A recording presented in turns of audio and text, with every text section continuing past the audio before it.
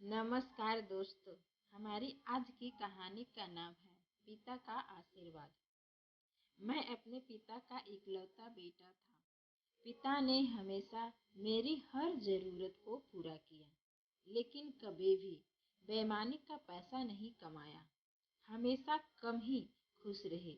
जब मृत्यु का समय करीब आया तो पिता ने अपने पास बुलाकर कहा कि बेटा राम, मेरे पास धन संपत्ति तो नहीं है कि मैं तुम्हें विरासत में दूं, पर मैंने जीवन भर सच्चाई और प्रामाणिकता से काम किया है, तो मैं तुम्हें आशीर्वाद देता हूँ कि तुम जीवन में बहुत खुशी रहोगे और धूल को भी हाथ लगाओगे तो वह सोना बन जाएगी।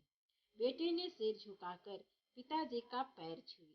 पिताजी ने सिर पर हाथ रखकर आशीर्वाद दिया और संतोष से अपने प्राण त्याग कर दिए। अब घर का खर्च बेटे राम को संभालना था। उसने एक छोटी सी ठेला गाड़ी पर अपना व्यापार शुरू किया। धीरे धीरे व्यापार बढ़ने लगा। एक छोटी सी दुकान ले ली। व्यापार और बढ़ा। अब नगर के संपन्न लोगों में उसकी गिनती होने लगी। उसको विश्वास था कि यह सब मेरे पिता के आशीर्वाद का ही फल है, क्योंकि उन्होंने जीवन में दुख उठाया पर कभी धैर्य नहीं छोड़ा, श्रद्धा नहीं छोड़ी, प्रामाणिकता नहीं छोड़ी। इसीलिए उनकी वाणी में बल था और उनके आशीर्वाद फलीभूत हुए और मैं सुखी हुआ। उसके मुंह से बराबर यह बात निकलती थी कि एक दिन एक मित्र ने पूछा, तुम्हारे पिता में इतना बल था तो वह स्वयं संपन्न क्यों नहीं हुए, सुखी क्यों नहीं हुए? राम ने कहा, मैं पिता की ताकत की बात नहीं कर रहा हूँ, मैं उनके आशीर्वाद की ताकत की बात कर रहा हूँ। इस प्रकार वह बराबर अपने पिता के आशीर्वाद की बात करता तो लोगों ने उनका नाम ही रख दिया, बाप का आशीर्वाद। राम को इससे बुरा नहीं लगता। वह कहता कि मैं अपने पिता के आशीर्वाद के काबिल निकलूं, यही चाहता हूँ। ऐसा करते हुए कई साल बीत गए। वह विदेशों में व्यापार करने लगा।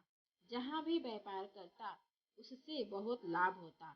एक बार उसके मन में आया कि मुझे लाभ ही लाभ होता है, तो मैं एक बार नुकसान का अनुभव करूं। तो उसने अपने एक मित्र से पूछा कि ऐसा व्यापार बताओ कि जिसमें मुझे नुकसान हो। मित्र को लगा कि उसको अपनी सफलता का और पैसों का घमंड आ गया है। इसका घमंड दूर करने के लिए इसको ऐसा धंधा बताऊं कि इसको नुकसान ही नुकसान हो।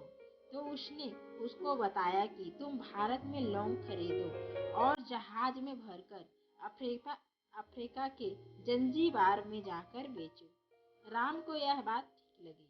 जंजीबार तो लौंग का देश है। वहां से लौंग भारत में आते हैं और यहाँ 10-12 गुना भाव पर बेचते हैं। भारत में खरीद कर जंजीबार में बेचे तो साफ नुकसान सामने दिख रहा है। परंतु राम ने तय किया कि मैं भारत में लौंग खरीद कर जंजीबार खुद लेकर जाऊंगा। देखूं कि पिता के आशीर्वाद कितना साथ देते हैं। नुकसान का अनुभव लेने के लिए उसने भारत में लौंग खरीदे और जहाज में भरकर खुद उसके साथ जंजीबार द्वीप पहुंचा। जंजीबार में सुल्तान का राज था। राम जहाज से उतरकर और लंबे रतीले रास्ते पर जा रहा था, वहां के व्यापारियों से मिलने को। उसे सामने से सुल्तान जैसा व्यक्ति पैदल सिपाहियों के साथ आता हुआ दिखाई दिया। उसने किसी से पूछा कि यह कौन है? उन्होंने कहा, यह सुल्तान है। सुल्तान ने उसको सामने देखकर उसका परिचय पूछा। उसने कहा, मैं भारत का व्यापारी हूँ और यहाँ पर व्यापार करने आया हूँ।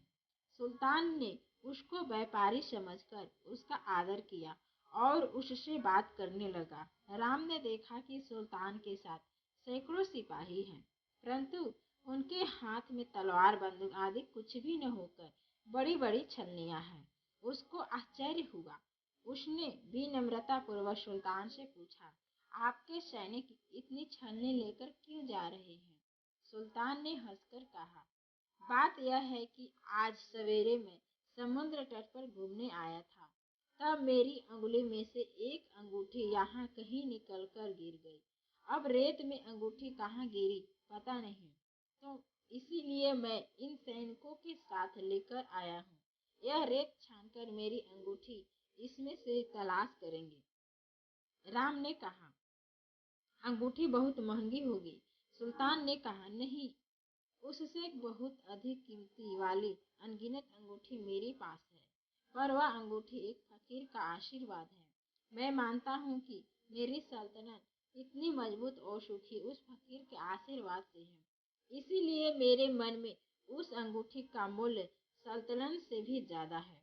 यह कहकर कि सुल्तान ने पूछा, बोलो सेठ, इस बार आप क्या माल लेकर आए हो? राम ने कहा, लौंग। सुल्तान के आश्चर्य का ठिकाना नहीं रहा। यह तो लौंग का ही देश है सेठ, यहाँ लौंग बेचने आए हो? किसने आपको ऐसी सलाह दी? जरूर वह कोई आपका दुश्मन होगा। यहाँ तो एक पैसे में मुट्ठी भर लौंग मिलते हैं। यहाँ लौंग को कौन खरीदेगा और तुम क्या कमाओगे? राम ने कहा, मुझे यही देखना है कि यहाँ भी मुनाफा होता है या नहीं।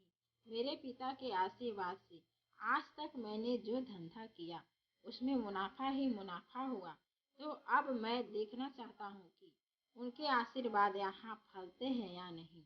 सुल्तान ने पूछा, पिता के आशीर्वाद, इसका क्या मतलब? राम ने कहा, मेरे पिताजी सारे जीवन ईमानदारी और प्रामाणिकता से काम किया करते रहे, परंतु धन नहीं कमा सके।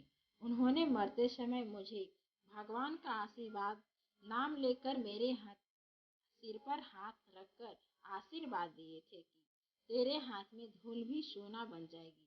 ऐसा बोलते बोलते धर्मपाल नीचे झुका और जमीन की रेत में से एक मुट्ठी भरी और सम्राट सुल्तान के सामने मुट्ठी खोलकर अंगुलियों के बीच में से रेत नीचे गिराई तो राम और सुल्तान दोनों का आश्चर्य का पार नहीं रहा। उसके हाथ में एक हीरो जड़ित अंगूठी थी। वह यह वही अंगूठी गुमी हुई अंगूठी थी। अंगूठी देखकर सुल्तान बहुत प्रसन्न हो गया। बोला, वाह, खुदा की करामत का पार नहीं, आप पिता के आशीर्वाद को सच्चा करते हो। राम ने कहा, फकीर के आशीर्वाद को भी वही परमात्मा सच्चा करता है।